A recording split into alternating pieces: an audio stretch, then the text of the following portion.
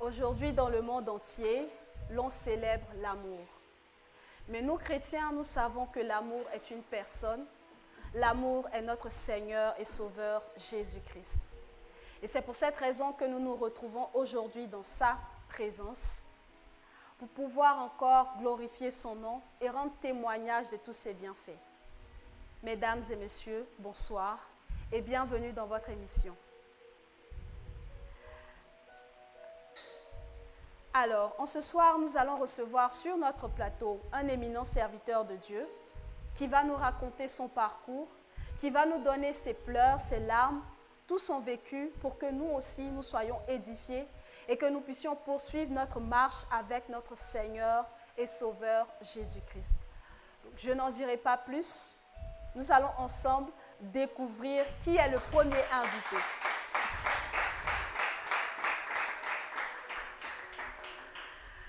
Homme de Dieu, merci d'avoir accepté notre invitation. Merci à vous, servant de Dieu. Merci d'être dans sa présence. Et je vous inviterai en même temps à vous abonner à la page, à pouvoir partager ce direct parce que cela pourra faire du bien à quelqu'un autour de vous, à pouvoir commenter, à mettre des likes. N'hésitez surtout pas à partager autour de vous parce que le témoignage d'une personne peut en édifier 100. Homme de Dieu, merci encore. Merci à vous, servant de Dieu. Alors, dans sa présence, aujourd'hui, nous allons découvrir votre parcours, qui vous êtes, comment le Seigneur vous a appelé. Déjà, présentez-vous à nos auditeurs, à toutes ces personnes qui nous suivent. Ok, merci, servant de Dieu. D'abord, avant de me présenter, j'aimerais dire merci à Dieu pour la servante de Dieu, la matriarche, la prophétesse prodige Esther, pour l'initiative de cette émission, une émission où on vient découvrir le vécu des servantes et des serviteurs de Dieu. Vraiment, c'est un honneur. J'aimerais qu'on acclame Dieu quand même pour sa vie. Et oui, ça s'acclame.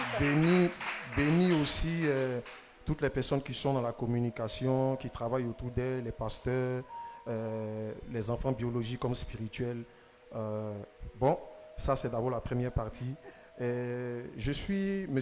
Deignan Yves Landry et je suis serviteur de Christ, évangéliste de ministère et j'exerce le ministère à la MIFAC, la Mission internationale évangélique de la famille chrétienne, auprès de ma mère spirituelle, la prophétesse prodige Esther.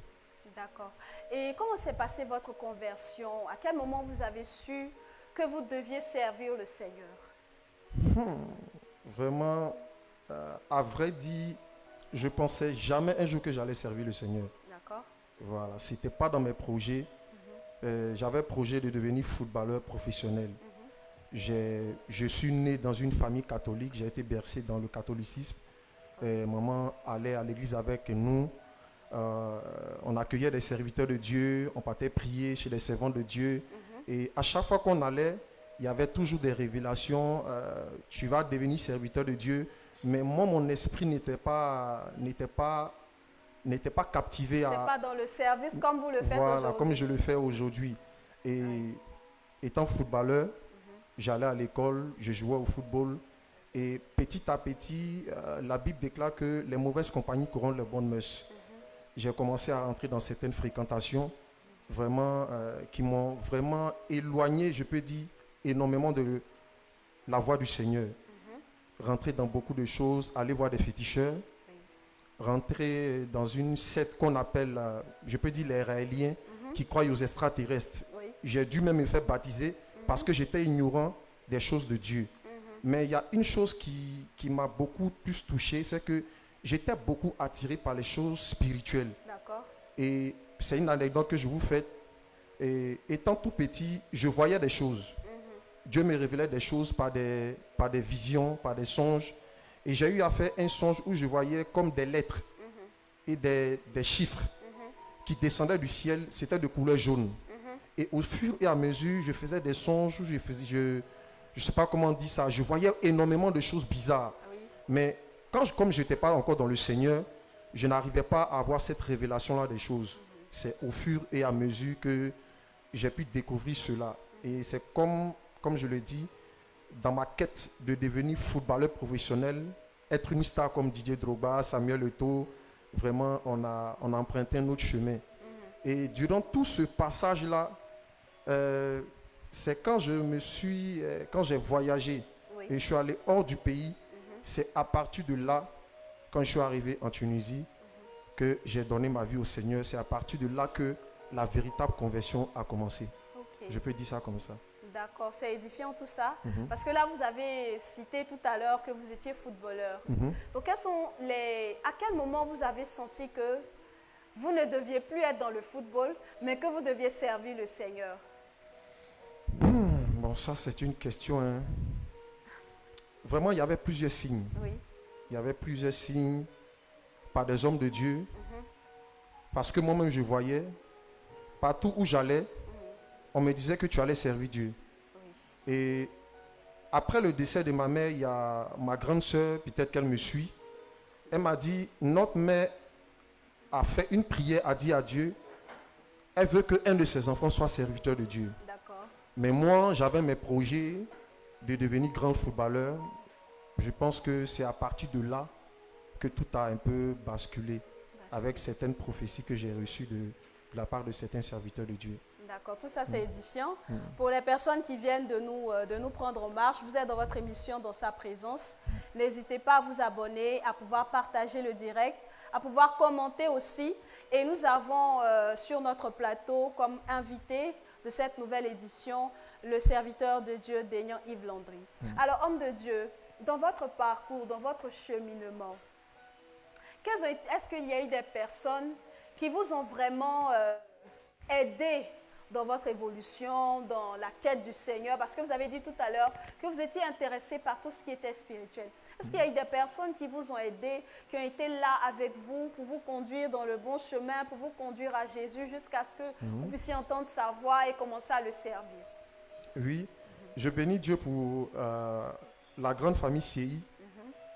C'est une famille qu'on connaissait depuis la Côte d'Ivoire. Donc quand je suis allé en Tunisie, je suis allé dans cette famille-là.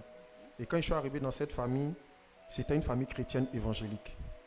Et vraiment, vraiment la famille m'a bien accueilli. Et c'est grâce à cette famille-là que je me suis fait baptiser dans une église anglophone. C'est là-bas que j'ai commencé à apprendre les b.a.-ba du christianisme. Et je pense qu'il y a un serviteur de Dieu qui n'est plus de ce monde. Le prophète Zadi Eloge, vraiment, c'est un homme vraiment charismatique. C'est cet homme-là qui m'a baptisé par imposition des mains. J'ai reçu le baptême du Saint-Esprit par imposition des mains. Et je pense qu'il y a ma mère spirituelle, la prophétesse prodige Esther, vraiment que j'adore. Vraiment, elle m'a impacté.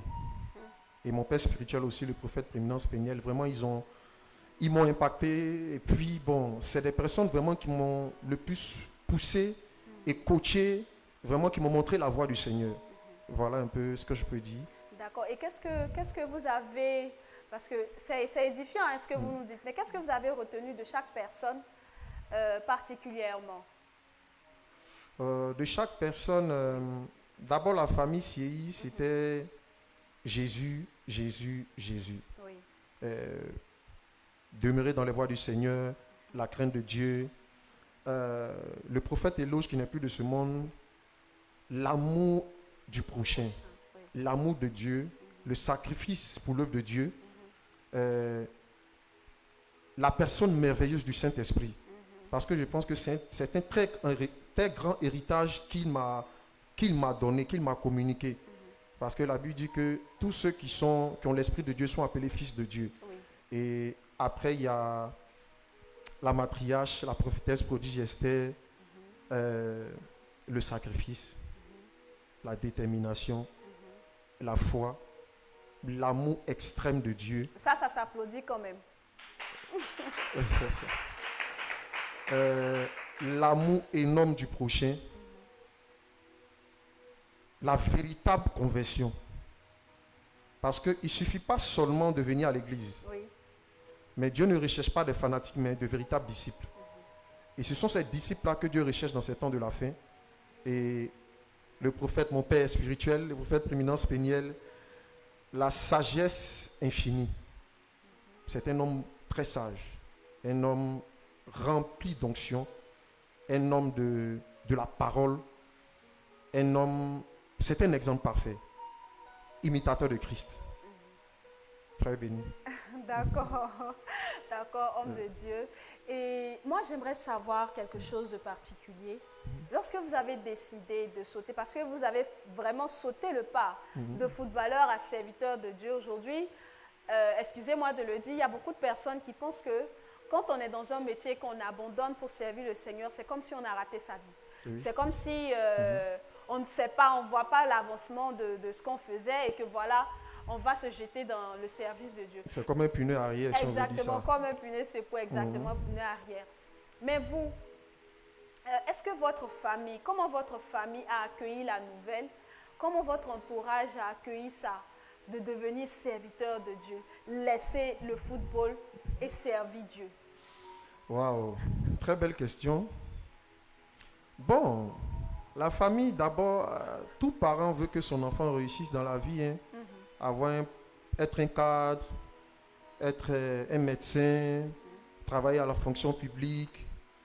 Bon, ça n'a pas été facile parce que tu décides de jouer au football. Il y a la passion, il y a l'école aussi. Et du jour au lendemain, après, tu décides de laisser tout ça.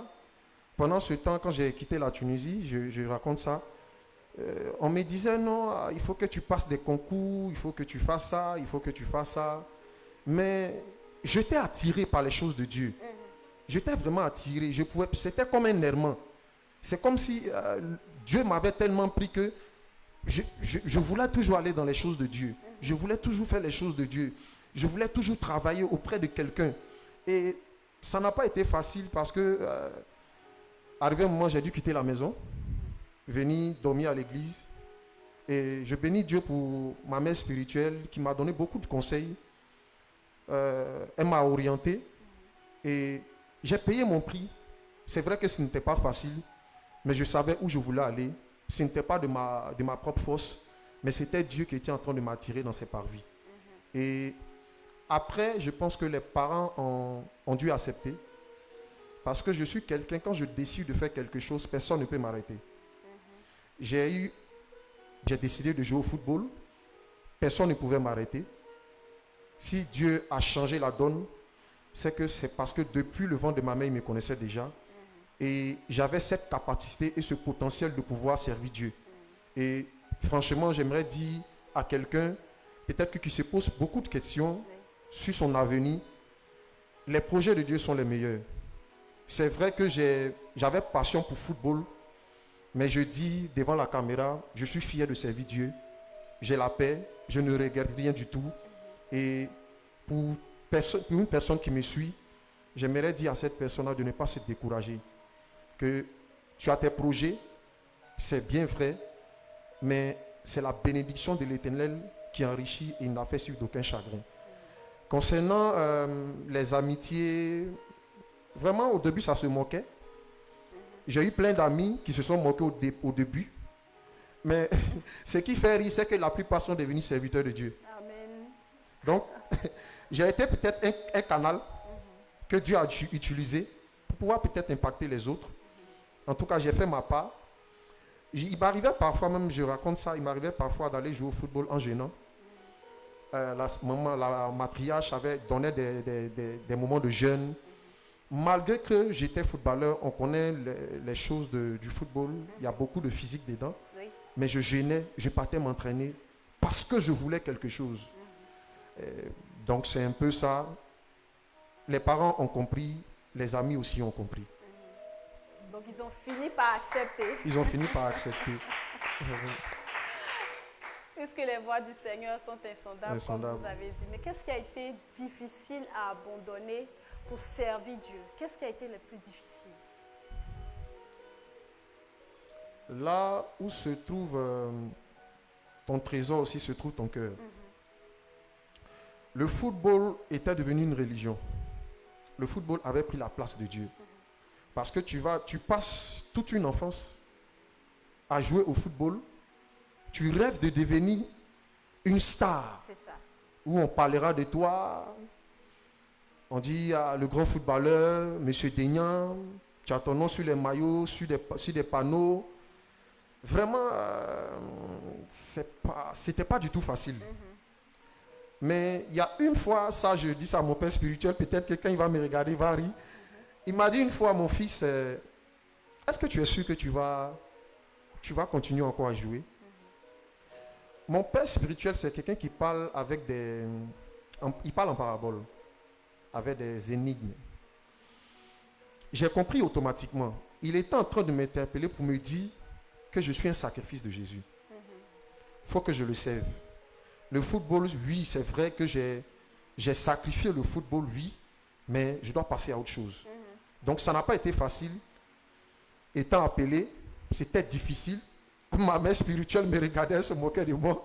Mais arrivé à un certain moment, j'ai été convaincu. Vous savez, quand tu n'es pas à ton là, ton cœur n'est pas dans la paix. Je n'étais pas à mon là. Je pense que le service de Dieu, c'est mon tout. C'est ce que je suis venu faire sur la terre. C'est ce que je peux dire. C'est ce que je suis venu faire. Donc ça a été le football en fait qui a été le plus difficile à abandonner. Est-ce qu'il y a eu un moment particulier où vous vous êtes, parce que vous avez dit dans votre intervention que quand vous décidez de faire quelque chose, personne ne peut vous arrêter. Mais est-ce qu'il y a eu un moment particulier où vous avez dit, bon, j'ai lutté dans le football, j'ai fait X, j'ai fait Y, aujourd'hui, Seigneur, c'est bon, je décide d'abandonner, je te suis. Est-ce qu'il y a eu un moment particulier? Parce qu'on veut tout savoir. Oui.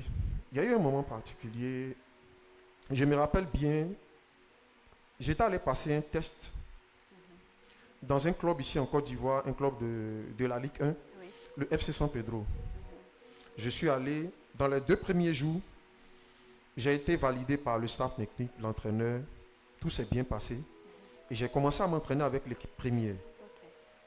Et on joue un match, je crois, contre l'équipe d'Adiaké, je crois 2e division, je pense. Et dès que je rentre, ça va, je joue. On me donne un ballon. Je vais intercepter le ballon. Il y a ma cheville qui tourne et j'entends le bruit. J'ai dit, ça c'est quoi ça encore, Seigneur? Je ne peux pas prier, venir dans ta maison. Seigneur, tu as dit que moi, mon argent va subvenir à l'œuvre de Dieu. Donc, Seigneur, moi, je viens jouer ballon. Donc, je veux que, Seigneur, ce contrat-là, je puisse le signer. Et au fur et à mesure, après, les choses se sont compliquées. Et je quitte encore, je vais encore dans un autre club. C'est la partie même qui m'a le plus mise à terre. Je fais tout, je signe dans le club. Je fais la visite médicale, je fais la préparation. À 1 mois du début du championnat, d'un coup comme ça, on m'envoie un message pour me dire que ce n'est pas possible, on ne peut pas continuer l'aventure. Par message. Par message. Or pourtant, j'ai joué au football, ça ne se fait pas. Si on ne doit pas te sélectionner ou te prendre, on ne te permet pas de pouvoir peut-être signer, de pouvoir faire une visite médicale ou une préparation physique. Mais je peux dire, ça va un peu choquer les gens, mais on m'a un peu jeté comme un chien, nettoyé, jeté un peu comme quelque chose qui est insignifiant. Et c'est la toute première fois où j'ai coulé des larmes. Depuis que je joue au football, c'est la toute première fois. Et ça a brisé mon cœur. J'ai dit vraiment, à partir d'aujourd'hui, Seigneur, tu as gagné la bataille. Je dépose les âmes. Je décide de te servir.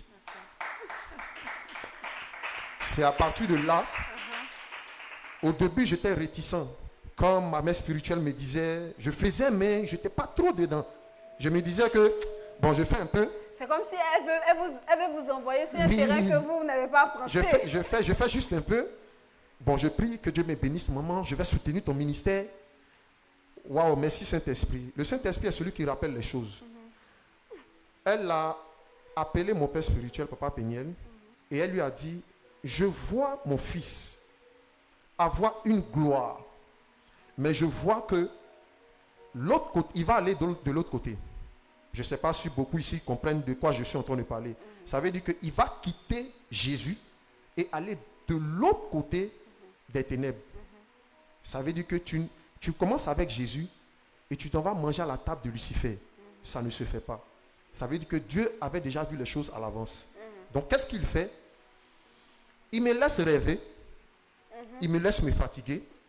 Et à la fin, et me dit, voilà, c'est maintenant que je vais commencer maintenant à aller avec toi. C'est ça. Et à partir de cet instant-là, j'ai dit, Seigneur, je m'abandonne en tes mains. Et depuis lors, vraiment, je vois la gloire de Dieu. Amen. Je vois la gloire de Dieu. Amen. Amen. C'est vraiment édifiant, c'est vraiment émouvant. Et je vais rappeler toujours à ceux qui viennent de prendre l'émission En Marche que vous êtes dans sa présence, votre émission chrétienne. Et nous sommes avec le serviteur de Dieu, Yves Landry-Daignan. Alors, n'oubliez pas, s'il vous plaît, de partager, de liker et aussi de commenter cette émission-là. Homme de Dieu, j'aimerais vous poser une question. Dans votre parcours, quels ont été les moments vraiment qui vous ont marqué, les moments de joie où vous avez dit vraiment, ça, le Seigneur est en train de faire quelque chose de particulier, ça, le Seigneur est en train de faire quelque chose de particulier. Est-ce qu'il y a eu des moments où vous avez vraiment vu la main de Dieu? Il y a eu plusieurs. Hein? Il y a eu plusieurs. Je crois la toute première fois où c'était pas ici, c'était en Tunisie. Je priais dans ma chambre et j'ai ressenti du feu sur mes mains. J'ai eu peur et puis j'ai arrêté de prier. J'ai dit du feu. Je ne suis pas en train de dire des choses pour faire plaisir aux gens. C'était comme du feu qui était sur mes mains. C'est des expériences que j'ai vécues. Je me rappelle bien un jour comme ça aussi. J'ai eu une côté de ma partie un peu, je ne peux pas dire ça ici, un peu intime, voilà, qui s'était un peu enflée. Et j'avais vraiment peur. Je me posais beaucoup de questions. Et ce jour-là, je crois que c'était un dimanche. On devait prendre la Sainte Seine. Et j'ai dit, Seigneur, si je prends la Sainte Seine, je veux être guéri. Je vous dis, quand j'ai pris, le lendemain, tout a disparu. Tout a disparu. Dieu a fait énormément de choses, énormément de choses. Vraiment, on ne peut pas tout citer, parce que si on veut citer, ça fera peut-être un testament. Okay. Mais il y en a énormément. Dieu aussi a permis que je me marie. C'est aussi une grâce de Dieu. Je peux dire comme ça, il y en a beaucoup. Il y en a beaucoup. Il y en a beaucoup dans mon esprit, mais c'est ça que je peux citer d'abord pour le moment. S'il y en a d'autres qui viennent, je vais prendre. D'accord. Et qu'est-ce qui vous caractérise, vous, en tant que serviteur de Dieu? Qu'est-ce qui fait votre particularité en tant que serviteur de Dieu? La crainte de Dieu. Vraiment, c'est pas du tout facile, mais j'ai peur de Dieu. Je ne veux pas qu'à la fin de tout ce que je suis en train de faire, Dieu me dise que je ne t'ai pas connu. La crainte de Dieu, l'amour véritable du prochain. J'aime mon prochain. J'aime pas voir les gens dans la misère, dans la tristesse, des gens qui souffrent. Je suis déterminé.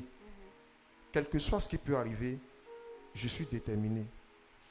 La foi, je peux dire persévérant. Persévérant surtout. Je n'abandonne pas. Quel que soit ce qui peut arriver, je n'abandonne pas. Même si je tombe, je trouve la force de pouvoir revenir. Vraiment, c'est ce que je peux dire sur ma personne. C'est ce que je peux dire. D'accord. Alors, moi, j'aimerais revenir sur un point essentiel. Vous avez parlé de votre famille, vous avez parlé de vos amis. Et est-ce que vous aviez, dans le temps, une cheminante? Parce que vous avez parlé d'un point très intéressant. Vous étiez footballeur, vous aviez des rêves de gloire. Et maintenant, changer du tout au tout, changer d'univers. Est-ce que ça a été accepté par votre cheminante? Est-ce que ça a été facile d'accepter que vous décidiez de laisser tout ça pour servir le Seigneur? Bon, ça a été pour moi, ça a été facile. Je peux dire, mon épouse aujourd'hui, vraiment, c'est la grâce de Dieu. C'est une belle femme que j'ai croisée qui connaissait déjà le Seigneur. Et je me rappelle bien, avant qu'on ne se connaisse, je lui envoyais des messages un peu, pas des messages d'amour, mais des messages un peu bibliques. Voilà, accroche-toi au Saint-Esprit, fais ça, fais ça. Et vraiment, elle m'a beaucoup aidé. Elle m'a beaucoup aidé, beaucoup aidé. Et elle m'a beaucoup encouragé même dans le service de Dieu. Je peux dire, c'est grâce à elle même qu'il y a beaucoup de choses que j'arrive à faire. Parce qu'il faut aussi le reconnaître. Quand Dieu te fait la grâce d'avoir une très belle épouse, il faut quand même honorer sa femme. Vraiment, j'honore mon épouse pour tout ce qu'elle a fait dans ma vie. Ça n'a pas été facile. Il arrivait des moments où c'était difficile pour nous. Et ça, c'est une anecdote que je dis à tout le monde. On a dû donner notre maison à Dieu, étant en Tunisie. Un serviteur de Dieu, on lui a donné notre maison, on lui a dit, prenez votre serviteur de Dieu, prenez, faites vos cultes. Vraiment, si tu n'as pas une femme qui a la crainte de Dieu, tu ne peux pas faire ces choses-là. Vraiment, c'est Dieu qui crée les connexions. Et vraiment, elle m'a beaucoup aidé dans ma tâche. Si je peux dire ça. Elle m'a beaucoup aidé, beaucoup. D'accord. On va acclamer le Seigneur pour cela. On va acclamer le Seigneur. Alors, homme de Dieu, aujourd'hui que vous servez le Seigneur, qu'est-ce que vous voulez apporter dans le corps du Christ? Quel est l'impact que vous voulez avoir dans le corps du Christ pour les enfants de Dieu, pour les âmes égarées, pour les âmes perdues? Qu'est-ce que vous voulez apporter comme impact dans le corps du Christ? Qu'est-ce que je veux apporter comme impact? Oui. Parce que c'est important aujourd'hui, parce que votre témoignage pourra aider plusieurs, des jeunes qui ne sont pas forcément footballeurs, mais des jeunes qui continuent de lutter avec l'appel de Dieu, comme vous avez signifié tout à l'heure. C'est comme Jonas, hein, il voulait fuir pour aller alors que Dieu l'envoyait à Ninive. Vous avez voulu lutter avec Dieu et en fin de compte, Dieu vous a pris de force. Mais pour d'autres qui sont là, qui luttent en fait, qui réfléchissent, qui se disent non, Dieu ne m'a pas appelé, je ne peux pas servir Dieu. En fait, qui ne voient pas l'intérêt pour eux de servir Dieu. Quel est l'impact que vous voulez apporter dans le corps du Christ aujourd'hui? Le Saint-Esprit m'envoie dans la Bible, on parle de l'histoire de la femme samaritaine. Jésus arrive au puits, il dit à la femme samaritaine, je veux boire de l'eau. Ce qui attire plus mon attention, c'est que Jésus, il nous demande toujours quelque chose. Oui. Il a demandé de l'eau à la femme samaritaine, mais ce qui était derrière, c'était de l'eau vive qu'il allait donner à la femme samaritaine. Oui. Ce que je veux qu'on retienne,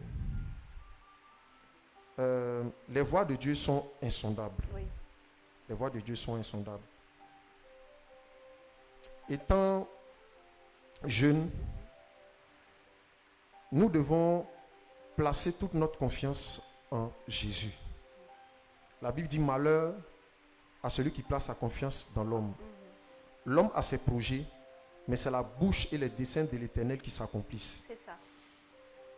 Je veux qu'on retienne quelque chose. Le disciple-là. Parce qu'un véritable disciple, c'est celui qui marche selon les décisions ou selon les ordonnances de son maître. Une véritable conversion des jeunes serviteurs de Dieu. Parce que c'est ce que j'ai appris de ma mère spirituelle, la réelle conversion. Parce que quand une personne est réellement convertie, cette personne marche selon la parole de Dieu. C'est ça.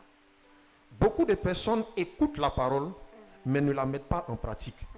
Or, pourtant, nous devons écouter et mettre la parole en pratique. Et servir de modèle aux autres aussi. Et servir de modèle aux autres. Comme Jésus est le modèle parfait, nous aussi, nous devons être des modèles parfaits au travers de notre vie. Et surtout, travailler et veiller sur sa réputation. Ça, c'est très important. Parce que si tu ne veilles pas sur ta réputation, au travers de ta vie, les gens ne pourront pas accepter Christ. C'est ça. Aujourd'hui, quand vous regardez tout ce qui se passe dans le monde, aujourd'hui, l'évangélisation dans les rues, c'est bon. Mais notre vie évangélise mieux que le parler. Oui. Donc c'est ce que je veux qu'on retienne. Beaucoup de crainte de Dieu, le discipulat, la réelle conversion et l'amour des âmes aussi.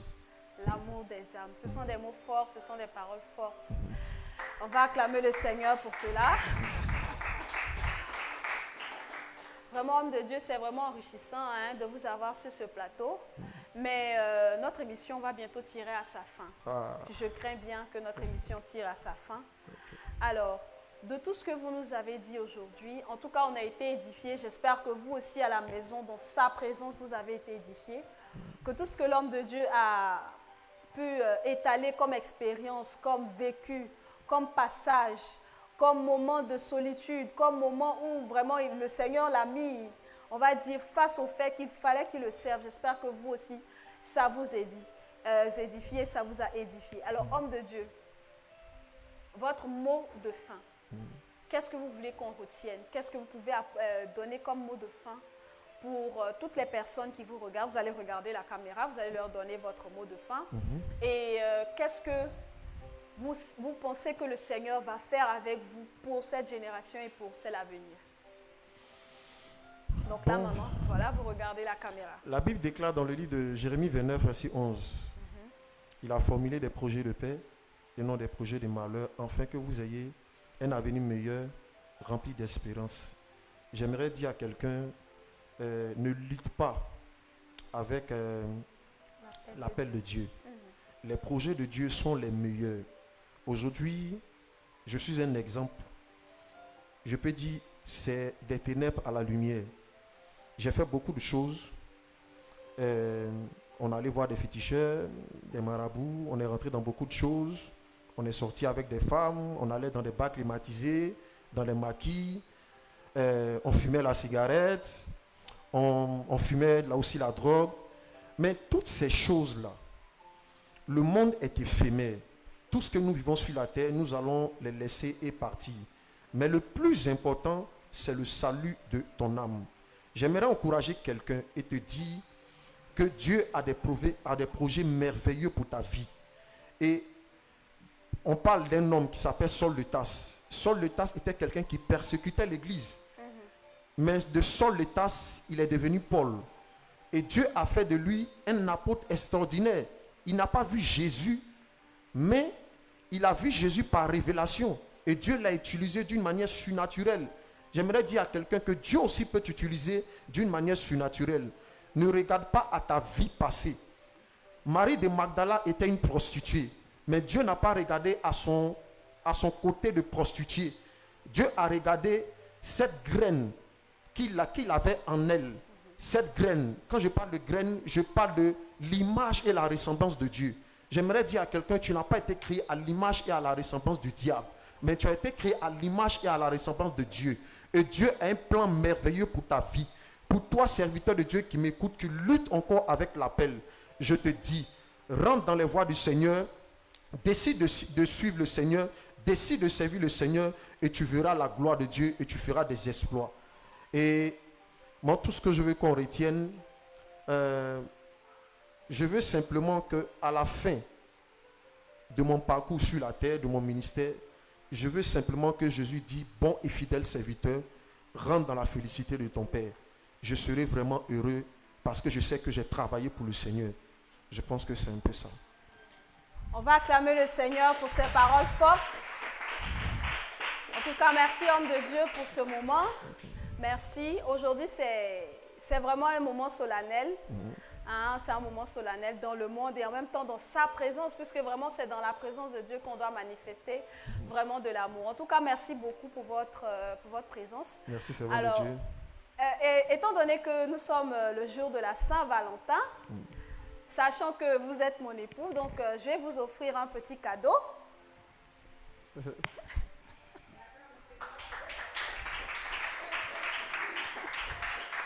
Waouh!